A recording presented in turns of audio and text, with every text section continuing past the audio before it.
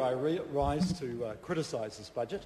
You know, listening to the last speaker, you'd think that she seemed to spend more time, Mr. Speaker, talking about her opponent, Mr. Clayton Cosgrove, than she did the details in the budget. You know, it was very interesting, Mr. Speaker, to hear that member talk about the importance of science and research.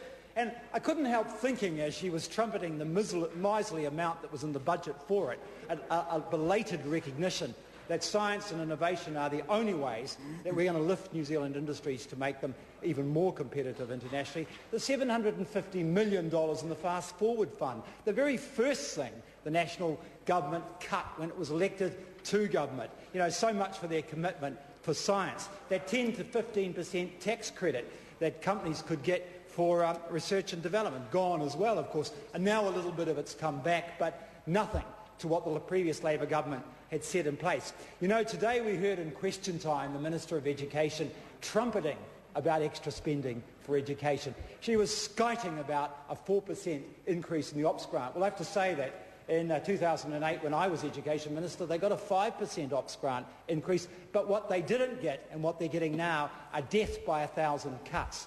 Let's just review some of the programs in education that have been cut, putting aside that skiting about the 4%.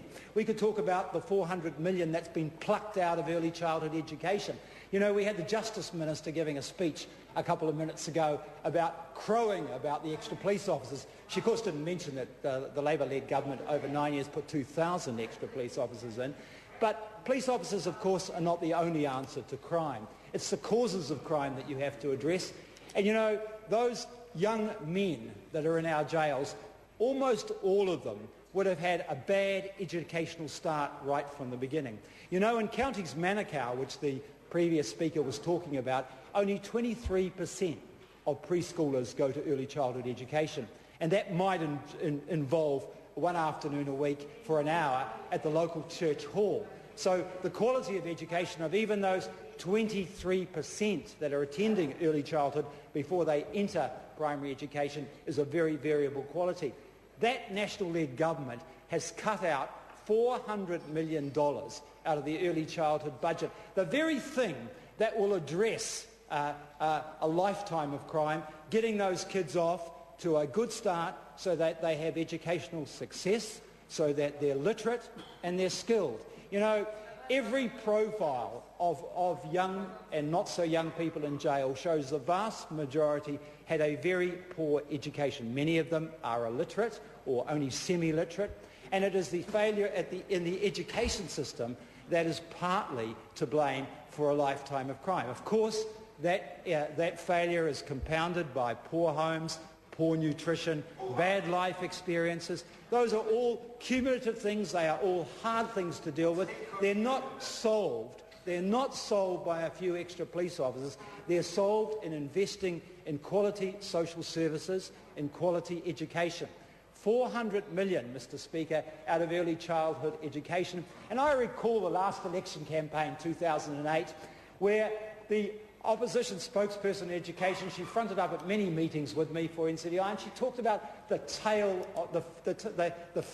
of 20% of our students. Actually, it's about 18% and falling.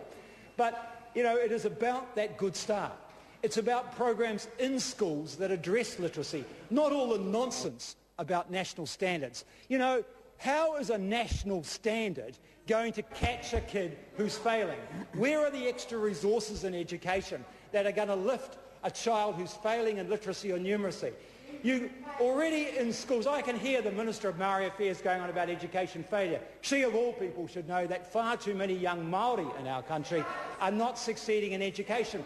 If you went into any school, any kura, any kohangareo in this country and said to the teachers there, tell me who the kids are that are not succeeding, instantly they'll be able to tell you. They've already identified, they already know who those children are. A national standard isn't going to improve that knowledge. Teachers already know. What those teachers need are extra resources for extra staff to work one-on-one in small groups. Sorry to interrupt the honourable member. The time has come for me to leave the chair. This debate is interrupted. I shall resume the chair at 7:30.